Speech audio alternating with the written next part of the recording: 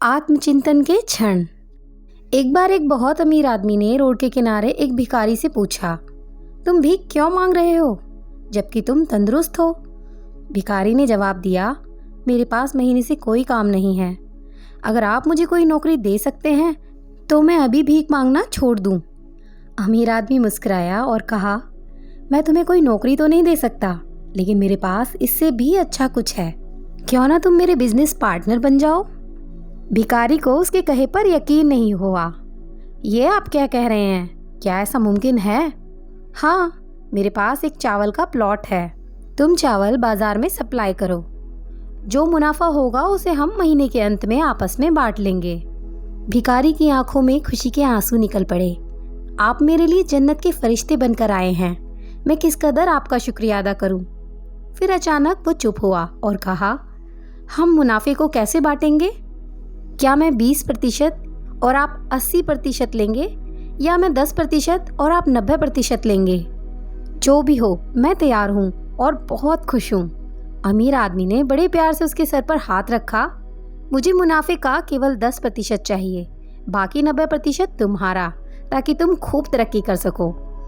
भिखारी अपने घुटनों के बल गिर पड़ा और रोते हुए बोला, आप जैसा कहेंगे मैं वैसा ही करूँगा। मैं आपका बहुत शुक्रगुजार हूँ। और अगले दिन से भिखारी ने काम शुरू कर दिया। ओंधा चावल और बाजार से सस्ते और दिन रात की मेहनत से बहुत जल्द ही उसकी बिक्री काफ़ी बढ़ गई। रोज़ बरोज़ तरक्की होने लगी और फिर वो दिन भी आया जब मुनाफा बांटना था। वो 10% भी अब उसे ज़्यादा लग रहा था। उतना उस भिखारी ने कभी सोचा भी नहीं था। और फिर अचानक एक दिन शैतानी ख्याल उसके दिमाग में आया। दिन रात की मेहनत मैंने की और उस अमीर आदमी ने कोई भी काम नहीं किया सिवाय मुझे अवसर देने के। तो भला मैं उसे 10% भी क्यों दूं? वो इसका हकदार बिल्कुल भी नहीं है।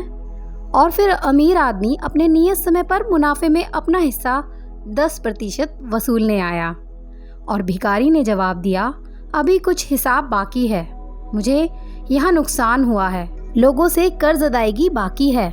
बस ऐसी कुछ शक्लें बनाकर उस अमीर आदमी को हिस्सा देने को टालने लगा। अमीर आदमी ने कहा कि मुझे पता है तुम्हें कितना मुनाफा हुआ है, फिर क्यों तुम मेरा हिस्सा देने से टाल रहे हो? उस भिखारी ने तुरंत जवाब दिया, तुम इस मुनाफे के हकदार नहीं हो, क्योंकि सारी की सारी मेहनत मैंने की है। दोस्तों, आप जरा सोचिए, अगर वो अमीर आदमी हम होते और वो भिखारी से ऐसे जवाब सुनते तो हम क्या करते? ठीक इसी तरह भगवान ने हमें जिंदगी दी, हाथ पैर कान नाक दिमाग दिया, सूझबूझ दी, बोलने के लिए जुबान दी, जज्बात दिए। दोस्तों, हमें याद रखना चाहिए कि दिन के 24 घंटों में 10% भगवान का हक है और हमें इसे राजी खुशी भगवान के नाम सिमरन में अदा करना चाहिए। अपनी इनकम से 10% निकाल कर अच्छे कामों में लगाना चाहिए और हमें उस भगवान का शुक्रिया अदा करना चाहिए जिसने हमें ज़िंदगी में सुख दिए। उम्मीद करती हूँ दोस्तों आपको कहानी अच्छी लगी होगी।